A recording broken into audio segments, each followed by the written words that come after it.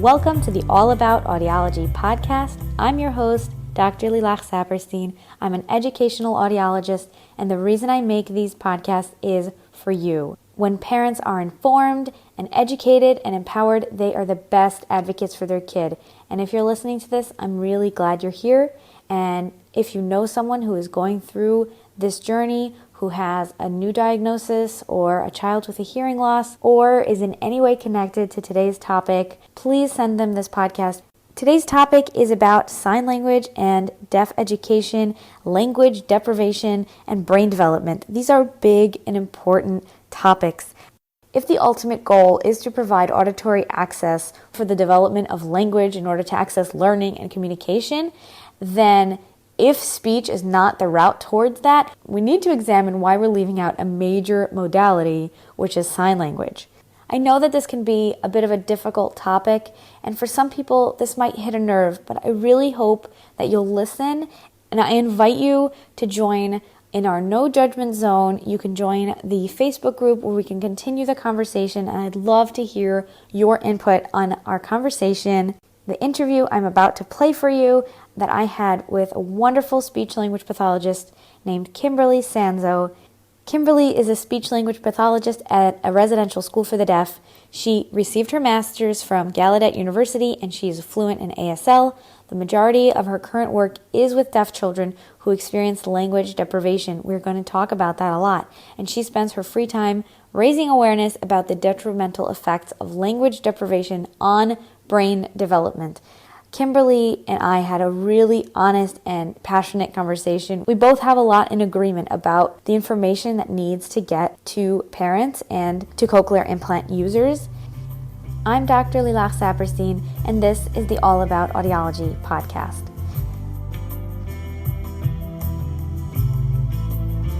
Welcome, Kimberly, to the All About Audiology podcast.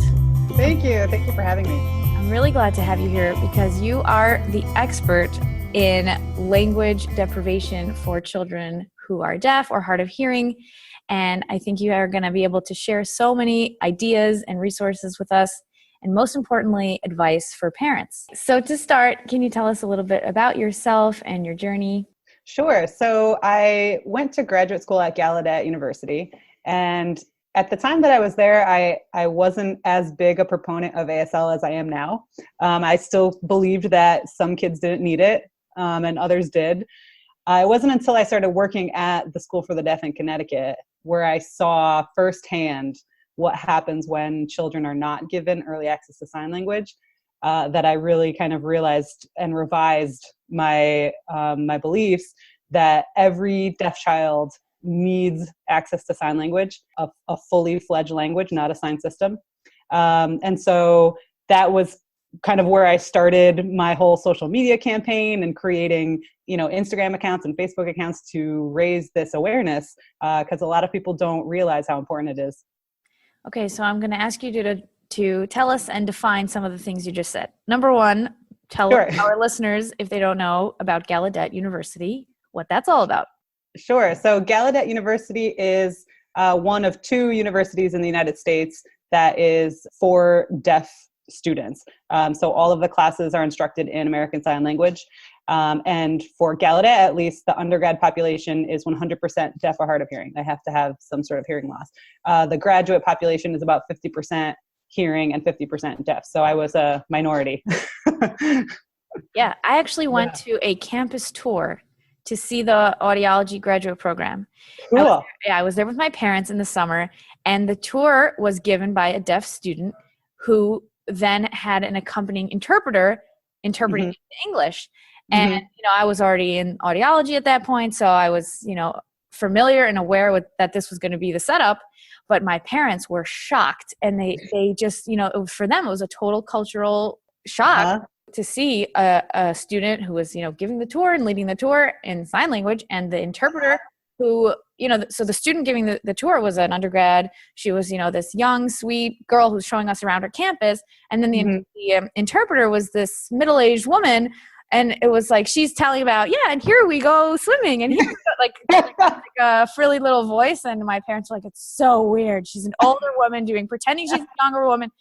And yeah, we definitely had it open their eyes. We started that conversation of deaf Mhm. culture, deaf identity, some things that Mhm. if you're not ever exposed to it or you never encounter it, you don't think about it. Yeah, exactly. Also, it's a gorgeous campus. Whoa. Isn't it? You Yeah. have to go there. It's beautiful. But I Yeah. ended up staying in New York for graduate school. Oh, okay. Yeah. But it was a beautiful tour. Anyway, so there's a big focus on deaf education. Tell us a little bit more about that.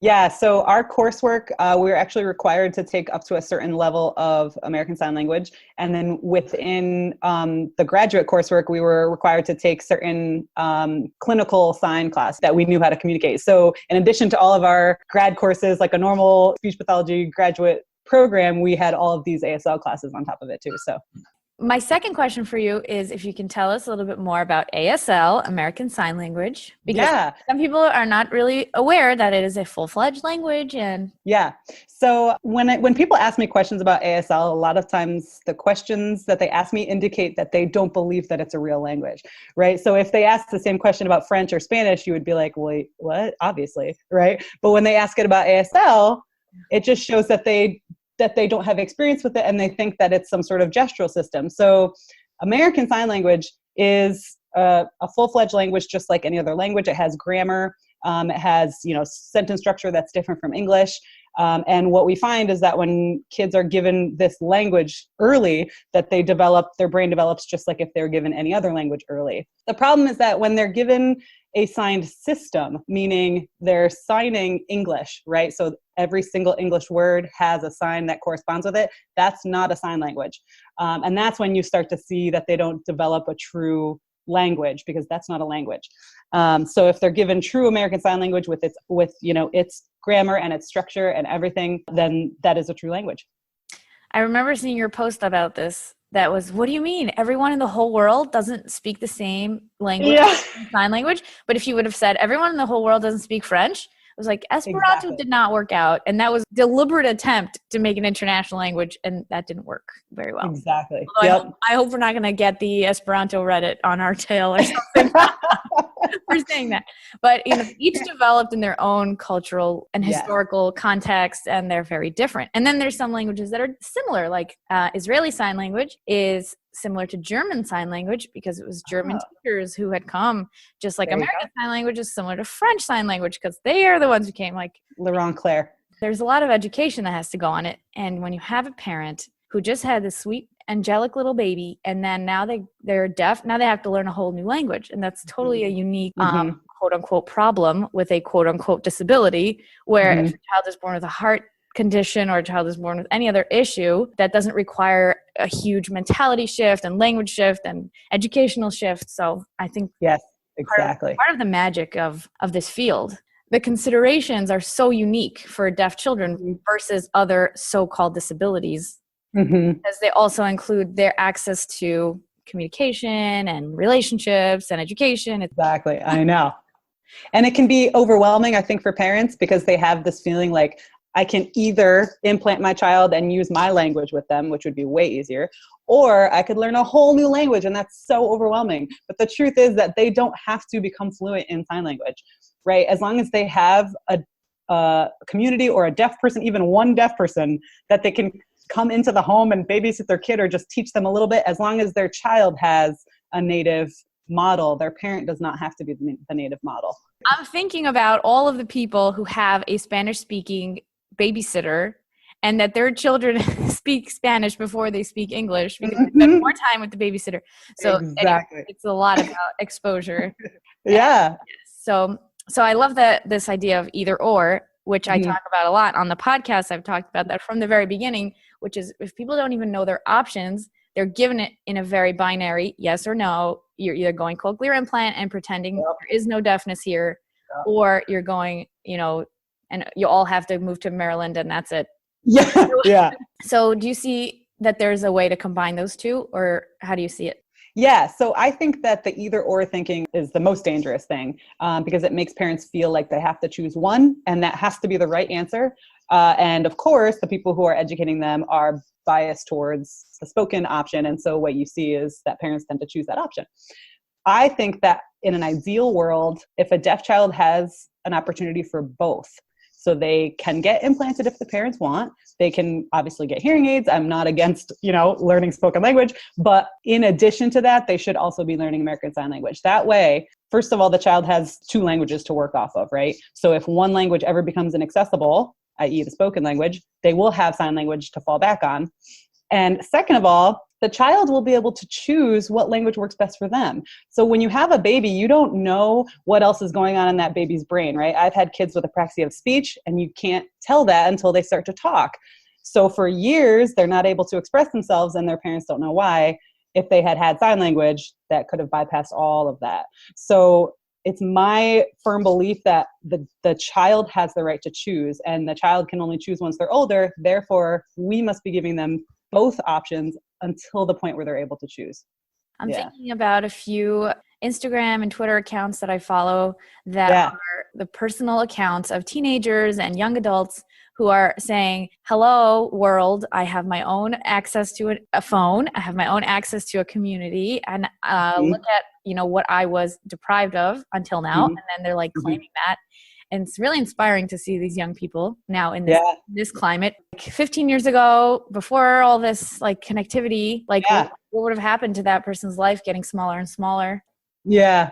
And that's the other piece too, is we have to listen to these deaf teenagers and deaf adults, right? When they're saying, I wish my parents had learned sign language. I wish they hadn't pushed me to force me to be oral. Learning to lip read was really hard, and I struggled, and I was isolated, and I couldn't talk to other kids. We need to listen to them when they say that, because that's true. It is incredibly isolating to be forced to do something that's so effortful for you, but that's effortless for everyone else, So instead, we should be giving them a language that's 100% accessible, that they can always talk to their peers one-on-one. They don't need an interpreter, right? That is giving your child more than to force them into something that's too difficult for them. So then to play the other side, what we hear from parents is to say, well, my child is going to succeed, and they're going to be typical, and they're going to, go to college, and they're going to do all the things they're going to do. I specifically have one parent who said this to me. They said, my child has been accepted to a master's degree in computer science at such and such, et cetera, and you don't get there with sign language.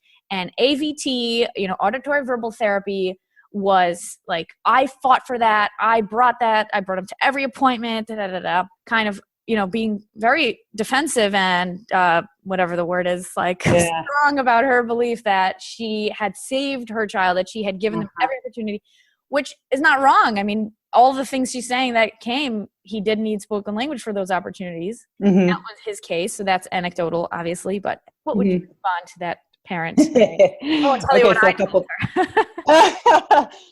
There's a couple different things that she said there. One is that her child is different, right? And her child can succeed and can only do that with spoken language. That is a huge misconception. Having worked in a school for the deaf for 6 years, I have worked with deaf adults that my superintendent is deaf, my principal is deaf. I've had deaf colleagues that can write English better than I can, and I am a very, very proficient user of English, that are more successful than I am, that are getting their PhDs. I mean, that's not a thing to say that you can't do that without sign language. That would be like saying I can't get into a master's program if I only spoke Spanish. Yes, you could. It would just be a Spanish-speaking program. You know what I mean? So that, again, just shows that they don't think that American Sign Language is a usable language that helps, grow the brain, which is, again, a huge misconception. The other thing is that picking one anecdote out of a field of a million and pointing it as the prototype is not good. So this one child may have done well, and I see this a lot on Facebook, people commenting saying, well, my child did well. That's great for your child, but that's actually the exception as opposed to the rule. The rule, for the most part, is that these kids are drowning in an auditory-only environment, drowning to access academic information when they're only getting it through their ears. So it's great that your child did well. I am happy for you, but you can't apply that to every other deaf child, right? Every child is very unique and individual. And because your child did well doesn't mean that all deaf children just need to do what he did, Yeah. And also I would add that her adamance that this was going to happen, and the fact that she quote unquote made it happen, that she took him to every appointment and, always had his mapping and 100% ears on, that the cochleas were always working. That means that child had a very different set of circumstances than maybe another child who didn't have a tiger mom. Exactly. Didn't have a mom taking him to every appointment 4 times a week and the equipment breaks and batteries die and all the things that as an educational audiologist, I was seeing that the kids were using it 20% of the time, if they weren't motivated internally or externally to be doing so. Yep. So. The other thing that's interesting is people tend to put causality on things that are not caused by this thing, right? So in this case, the mom is saying that her actions caused her child to be successful with AVT. I would argue that what caused him to be successful with AVT and spoken language is probably the age at which he was implanted, which I'm going to go out on a limb and say he was implanted very, very, very young. And 2, that his brain was able to process that information. So he had no other neurological issues, right? Nothing that would bar him from being able to process that electrical input. That to me is more what caused his success. So if you have a kid, like let's say that mom had another kid, right, and did the exact same thing, same mom, nothing's changing with her tenacity, right, and her tiger mom attitude, but the second child didn't have the same brain, and so that brain did not take to the implant the way her first child did. Yeah. So you can't say that the mom's tenacity caused the child's success. You know what I mean? Absolutely. Yeah. I mean, you even see that it's one factor out of a billion, because there's plenty of children without hearing loss who have various degrees of success in various language. So exactly. Yes. And I think it's an issue in the world of audiology memes and activation videos that are, inspirational, and I fight against that quite a bit in my friends and family. You're seeing 4 seconds out of like a journey that's 3 years long. Oh yeah. Don't get me started on those. You and me are like, what are we doing here? Where's the rest of the listeners? I know. Yeah. Maybe that's another issue, is that it becomes an echo chamber where people who agree with each other stick with each other. Exactly. But it's really a problem, and why I'm making the podcast to try and reach more people that will just understand the processing of hearing is a much bigger thing than your ears, which brings me to your project, the Language First Lab. So tell us a little bit about that. Yeah, sure. So I created this account separately from my other social media accounts because I wanted it to focus solely on raising awareness of what happens when a brain is deprived of a usable L1, meaning first language. So language deprivation is when somebody is not given a usable, naturally occurring language in the first 5 years of life. And so there's varying degrees of it, right? Like you could be on one extreme where you had no language whatsoever, and that would be like Jeannie, the famous girl that had literally nothing, nobody talked to her, nobody touched her for like 13 years of her life. That's very extreme. But it's a spectrum, so it can go all the way to the other end where they're getting a good amount of language, but still not enough to create a strong foundation, kindergarten readiness for academics. So this is what we see with deaf kids who are language deprived. So there's 2 different ways to experience language deprivation, right? One is a deaf child who has implants and hearing aids, but doesn't get good use out of them. So maybe they're only wearing them a certain part of the day, or when they are wearing them, their brain can't make sense of the information. And so there's no point in wearing them anyway, right? And so what happens is, they appear to be getting language access because they have the auditory equipment, but their brain is actually not getting any language to it. And so that leads to language deprivation. And then hand in hand with that is that if that child were afforded a signed language where they could get all the information through their eyes, that would solve that problem, right? Because unless they're blind, their information's coming through their eyes. So I really wanted to raise awareness on this because I found that parents were being mal-educated by professionals, and professionals truly believed that what they were saying was true. And this was resulting in kids having irreversible brain damage. It really is like brain damage.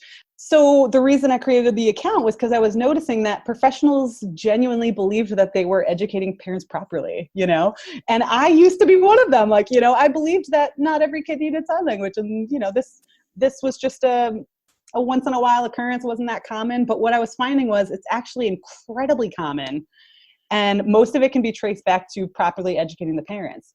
So, for example, like the caseload that I have now are like 90% language deprived deaf kids. And what you see is that because they didn't have adequate language input in those first 5 years of life, that their brain didn't develop properly. So there are cognitive functions that they struggle to perform, like sequencing events, right? Like when you're telling a story, you have to tell the events in order. Otherwise the person listening is like, what? So this is what happens. Our kids can't sequence a story in the order that it happened. They have poor memory recall because language directly affects your ability to remember things. If you can apply language to an instance in your life, right? Like last time I went on a car ride, I was really bored. And so now that I know that and I can think about that, next time I go on a car ride, I can plan out, I better bring something to do so I'm not bored, right? But in order to plan that out, I had to have remembered that last time in the car I was bored. So all of that is surrounded with language. If you don't have the language to think about that and process that, then you can't remember it and then you can't plan for it. So you find that these kids have memory deficits, planning deficits, deficits with sequence and time, things like thinking about things abstractly. If it's not right here and right now, or something that I have experienced personally, then I cannot conceive of what you're talking about. So you see a lot of really significant cognitive impairment. Wow. I think that was an excellent explanation of what language is in general. I remember that the first undergrad courses learning about what separates bees communicating where the hive is from real language. And it's like talking about something that isn't present in time and isn't present in front of you, like physically. So abstract and talking about what happened another day or talking about someone who's not there. Mm-hmm. Exactly. Tell us about the students that you see. Do they have equipment? What's their setup? Yeah, good question. So out of probably like 150, 160 students at the school, about 50% have cochlear implants. Now from that 50%, a good percentage of them, a good majority, don't use them regularly or don't make good use of them. So they might have them on, right? But nothing's really getting to the brain. And there's a big, again, kind of causality debate where it's like, if they wore their implant more often, would they get more benefit? Or is it too late, right? So we know that once the brain is developed, you can put that implant on and the brain's not gonna be able to make sense of that information. And so because they've gone so long without being able to make sense of the information, now let's say they're 13, they're never gonna be able to. I mean, you could put that thing on and do AVT all day, every day, and they'll never make sense of that information. So majority of the kids at my school have come because they weren't able to make good use of their implants. There are a good majority with hearing aids too. Again, because they've all kind of not done well with the auditory access and spoken language, our school focuses on instruction through American Sign Language because that's accessible. What would you tell parents who are at this stage where they've had a diagnosis and they need to make a decision? They're on track for implantation because that seems to be what's recommended right away. And I can certainly understand it because you're saying, here's a medical problem, here's a medical solution. And it's almost like all the other aspects, socialization and academics and language are not on the table when you're looking at it from a medical model. So if you're in a doctor's office and the doctor or surgeon is telling you, here's a medical problem with a medical equipment solution, a surgery, and this miraculous device, which it is miraculous, absolutely. Mm-hmm. Why would they even think to ask these questions? And how would they get to you or to information about this? Ooh, that's a good question. So this is probably the biggest problem because it varies from state to state. And then obviously some more rural parts of states, there's less resources on American Sign Language. So what we find is that people who live in big cities and that live near like deaf schools and stuff like that, deaf communities, have better access to, our side of the resources. So that is a big issue. But I would hope that the parent who's seeking the medical answer, that's great. I don't want to discourage them from seeking the medical answer.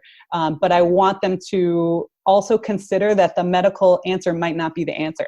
So if for any reason, and there are a multitude of them, that your child doesn't do well with the implant, that you need to have another way to get language into their brain. And that foolproof way is through their eyes. So there are a lot of resources through early intervention systems where you can request American Sign Language, either instruction or have Skype sessions or somebody come into your home to work with your child and sign with them. But again, it varies by state. And so it's tough that there's no standardized method, a standardized way to get the information out there. So maybe that should be the next thing that I work on in language first. I think there's just a major bias where the information you're getting is from the medical perspective and from the companies. In an ideal world, like in a perfect world, the way I see it is the team that the parent meets with first when they're first told that their child is deaf. The team should include the otolaryngologist, the surgeon, the audiologist, speech pathologist, but then it should also include a teacher of the deaf, an ASL fluent teacher of the deaf, a deaf person, deaf community member. I mean, it doesn't matter who, right? Just to offer that perspective. Because you're right, that's the problem, is that they're only meeting with the people that are very focused on one perspective. So then they don't get access to the information on the other side. One of the posts that you posted about was a citation about the breakdown of the students who get into the research studies that are showing the efficacy and success rates and language acquisition rates and all the things that we see with our CI, cochlear implant superstars, but they're like a small minority of the actual user base who had them explanted, who had infections, who turned out didn't have the auditory cortex ability or global developmental ability to even participate in those studies. And we're not seeing those numbers. We're just looking at the superstars. And that's like reflected in the Facebook, viral video where you see this like fabulous kid lighting up, and it is beautiful and it is fabulous and magnificent and miraculous. And for every one video you're seeing, how many, I don't know, dozens, maybe more of people who never even get to that stage of an awareness of sound, discrimination of sound, let alone spoken language ability. So there's a study by Niparko et al. He's a doctor, and it was done in 2010, I believe. He's an otolaryngologist, I think. And I think this is the one you're referring to, because they tested language abilities in children with cochlear implants, and they broke them up by age. So they had like a below 18 months to 36 months, and 36 and above. And then they tested their expressive and receptive language in spoken English. And they graphed it out. So you can look at this graph and see that, just like you said, there's a couple of star performers that are right at the kind of normal hearing kids, average. And then there's hundreds of kids that are just splayed all over the map, some all the way down to like literally a 0 on these tests, okay? So they took this data and they were like, all right, what does this mean? This means that we need to implant kids earlier, because even before 18 months, it's not giving them adequate language skills, which is an interesting interpretation, because my interpretation is it doesn't matter how young you implant them, there's still a great chance that a lot of them are not ever going to do as well as their hearing peers on tasks of language. So instead, why don't we focus on giving them language in another way, right? You can still implant them. Again, I'm not anti-implant. You can still implant them as long as you want, but do not take away a visual language, because as you can see in the variation of that graph, right? I mean, the variation is insane. The vast majority of the kids that they tested did not come anywhere close to performing the same or even on average with the hearing kid in language tests. So when I'm telling people, that the current research, and really honestly, it's not even current, it's research from years ago that's been showing that, these kids need American Sign Language. And a lot of times what they respond is, well, there's research on the other side too. And I'm like, no, actually there isn't though. Because any research that you read that shows that sign language is not good for deaf kids, or that it shouldn't be used with deaf kids, there is some huge flaw in that research. You just have to find it, because that's not a thing. There is no soundly done research that would ever conclude that sign language should not be used with deaf kids. So either they weren't using true sign language, right? They were using like a sign system, or like you said, they weren't comparing equally to their peers, or the research was funded by AG Bell or Cochlear Americas. I mean, that they have a vested interest in seeing that the results, that the results point towards spoken language. There's so many possibilities of that research not being done, or they cherry pick their data, just like we were talking about. They cherry pick these stars and then they say, see, they don't need sign language. So when people say there's research to show that, I'm like, no, you need to read that research carefully, because there's literally no research that's ever done soundly that will show that sign language is not good for deaf kids.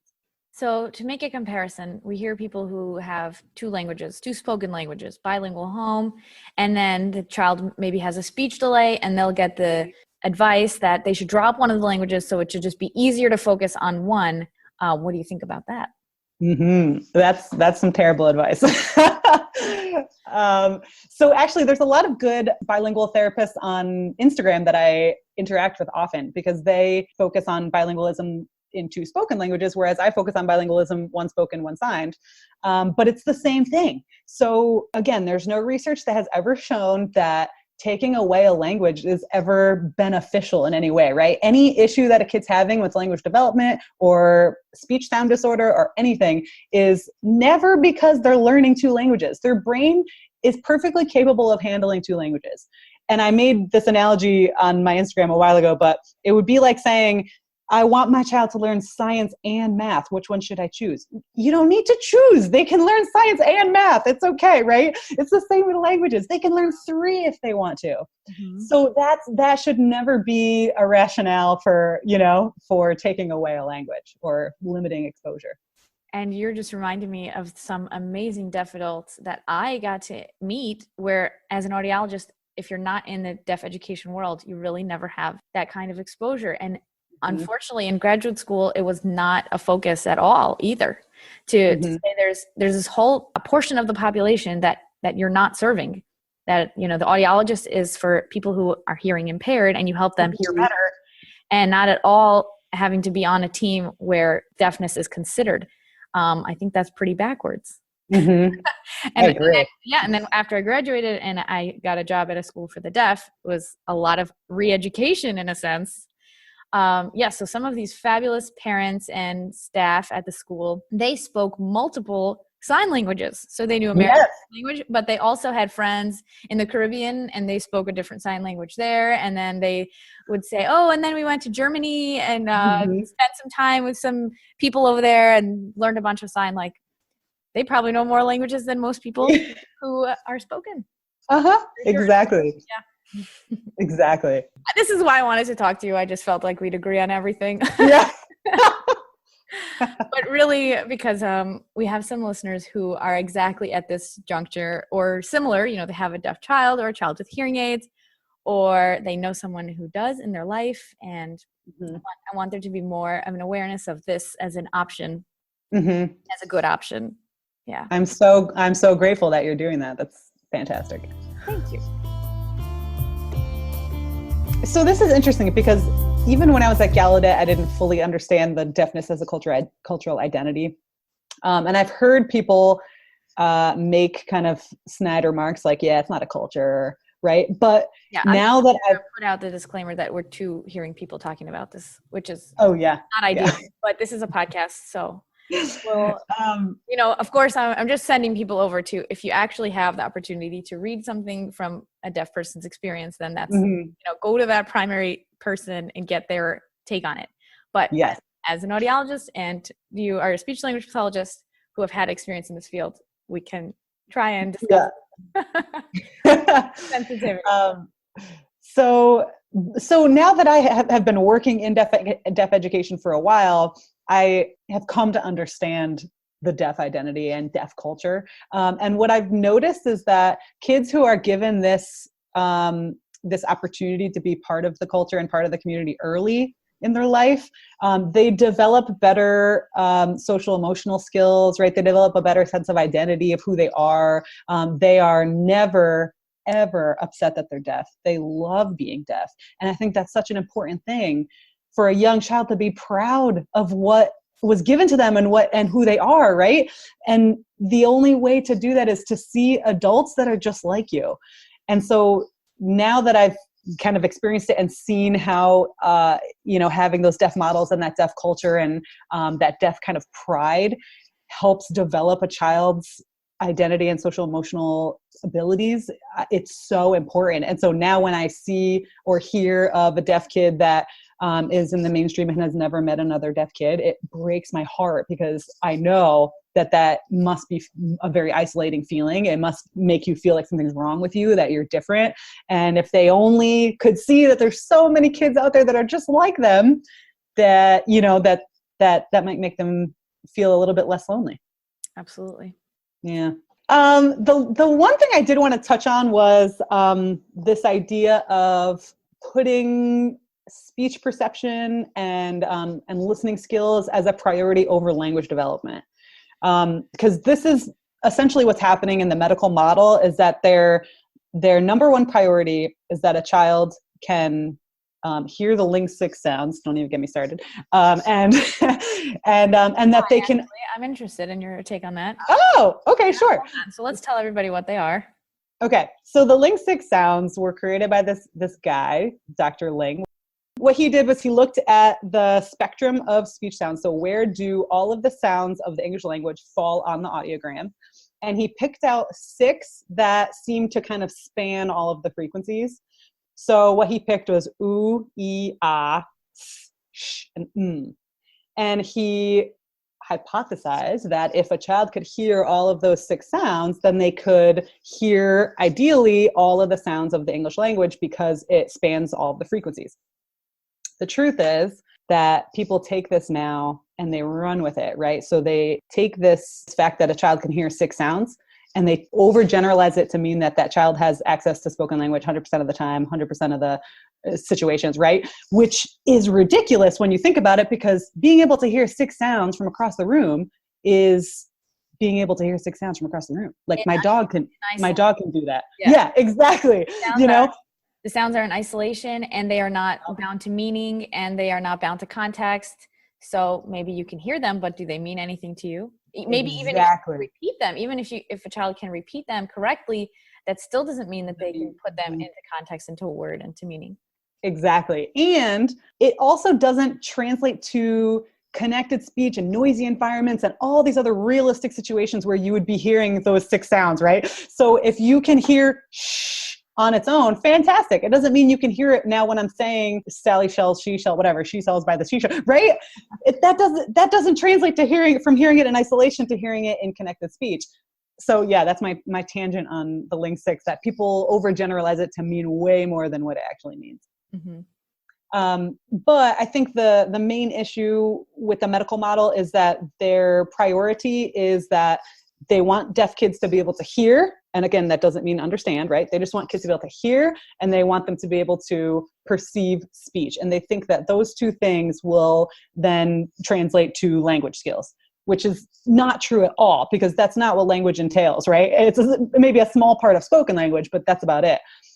So my big push for this awareness that we should be focusing on language development and not on speech perception and listening, because that's nice to have, but it's not necessary. It's not a requirement for language development. Yes.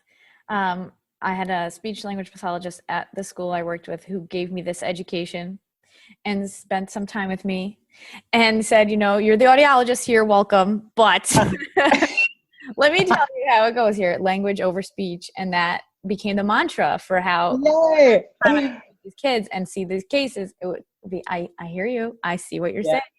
This is not school where everything was, like the highlighted superstar cases and research. This is a problem when there's no access to language and we're only unspoken speech. And sometimes the parents come in with such unrealistic expectation on what they can accomplish. And who do you think gave them those unrealistic expectations? You want me to cover my eyes over here? Okay, it wasn't me. But it's true, because there are certain kind of cognitive biases that we have, right? You tend to cling to that first piece of information you were ever given about something, and you hold that as true, no matter how many more bits of information you get that contradicts that original piece of information, you still hold on to it. And so this is what you see with deaf kids' parents, is that very first otolaryngologist or whoever it was that told them your kid's going to talk and it's going to be fine, right? They cling to that like a buoy, you know? And so then as the years go on and they're seeing that their child is not succeeding in spoken language and that they really do need sign language, and they can't accept it because they're so stuck on that very first piece of information. In an earlier episode, I talked about the newborn hearing screening. I did give a lot of reasons of like why a baby who does hear would not pass. Like maybe there's a false positive where their equipment wasn't working or there was fluid in the ears, and sometimes the people who are giving that reassurance to the parents, they're saying, nothing's wrong. It's going to be fine. It's going to be fine. And it's no one ever actually, even at that point where you have, even if it's a false positive. So let's say that they didn't pass because they're deaf. Mm-hmm. Then that's an option. And maybe someone needs to actually say that and say, we don't know what's happening here. It may be that this is a false positive, or maybe they're deaf. And if that's the case, then even just to put that somewhere in that parent's mind, even though they're totally overwhelmed with new baby and all that, just to say, it's not a tragedy if this happens, the way that I think the world really looks at it. And unfortunately, what happens is that becomes perpetuated by people who then look at their own deaf children as something that they need to fix and hide and be ashamed of. Really. Exactly. So that's another big thing that I preach on social media, is that we shouldn't be telling parents that their kids are deaf in this like dramatically sad way, right? Like your poor child has this like death sentence now because they're deaf. We should be telling them like the same way we'd be like, oh my gosh, he has blue eyes instead of brown eyes. Oh, what a coincidence, right? Like he happens to be deaf, but here are all the things that you can do to make sure that he has a perfectly normal and successful life. Because I know plenty of deaf people that are, again, like I said, more successful than I am, like more literate than I am, but more fluent in English than I and are living perfectly. And even the ones that don't have PhDs and advanced degrees, they can still have perfectly successful lives. And so I think that initial diagnosis, the way that you tell the parents can really influence like, oh my gosh, my child is going to struggle for their whole life. Or, oh, okay, this isn't that bad. We can get through this. We just need to do the right thing and get the right resources. Yeah. And it's definitely a challenging and different journey than people would have imagined. Mm-hmm. Especially that most deaf children are born to hearing parents. Mm-hmm. So this is a new and different, and an education has to go on, which is what you and I are doing, hopefully, on the internet. Yeah, exactly. There's so much complexity to this, like codas, who are children of deaf adults, and they hear and they speak, so they grow up with parents who don't speak the same as they do. It goes in different ways. And once you are aware of it and can look into how varied the world is, like another one from a family member who heard that I was at a deaf school. They were like, oh, it must be so quiet. Like the lunchroom is so quiet. I was like, no, that's like such a weird thing to think. But also I can understand where it comes from if you've never interacted with deaf people. Yeah. All deaf is not a like yes hearing or no hearing at all. There's all this different levels of moderately severe, profound, right? So there's different people have some hearing or they have some awareness of sound. And deafness is more of an identity. I saw that more and more. And let me tell you, the lunch room was very loud, filled with like 45 children. Even if most of them were not necessarily using their voices for speaking, some of them were. And also I've heard that a lot. I've gotten that a lot. Oh, it must be so quiet. Like, what? No, it's not. To go on your last point though, I forget where I heard this, but at some point in grad school, I remember hearing that deafness is the only quote unquote disability where a deaf parent would be glad that their kid is deaf, right? So how can you call it a disability if a parent is glad that their child has this, whatever it is, then it's not disabling, right? Because why would a parent be glad about a disability? It's very interesting perspective. Yeah. I had a person say to me, well, if deaf people are so proud of their identity and don't want it to be a disability, why are they collecting money from the government? And why are they They can't have it both ways. Yeah. Okay. I know. Yeah. That's a very good point. Eyes for our listeners there. Yeah. Well, because I kind of get it, it's like on one hand, they do want to be considered normal and not disabled, which, for the most part they are. But then on the other hand, they want to collect disability. So it's like, I can kind of understand why someone would get a little up in arms about that. I don't have a good answer though. Well, the way I see it is that even if someone lives in an enlightened perspective, right, that their deafness is not interfering with their life, the reality of the situation in their day-to-day is that it is.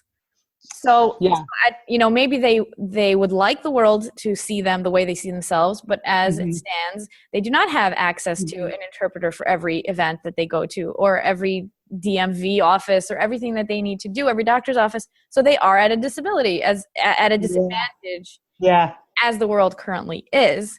So that's a really good point, because if you think about disability, it depends on your definition of disability, right? But if you think about disability as not being able to complete your everyday tasks because of the situation that you're in or the society that you live in, right? So then you could understand why someone might say like a short person playing basketball has a disability, right? Because in the context of basketball, they are disabled because they can't reach the hoop. Right. But in the context of everyday life, they're not disabled. So a deaf person in the context of Gallaudet University is not disabled, because everywhere they go, all their classes, everyone they talk to, everything's in sign language. But in the context of the greater world, they are disabled because the greater world does not accommodate for them at all, So I think I think that's the experience that me and my parents were having on that tour for the first time. Was I don't know how to follow along to this person, and I require an interpreter, which is very unusual. Yes. For someone with that kind of privilege that they're not looking at. Exactly. Yeah. Well, on that note, I think that we really discussed a lot of important topics, and I'd like for any listeners to be able to come and see some more of your resources and research over at languagefirstlab.com. Yeah. And go to Language First Lab on Instagram and Facebook. Awesome. Thank you so much.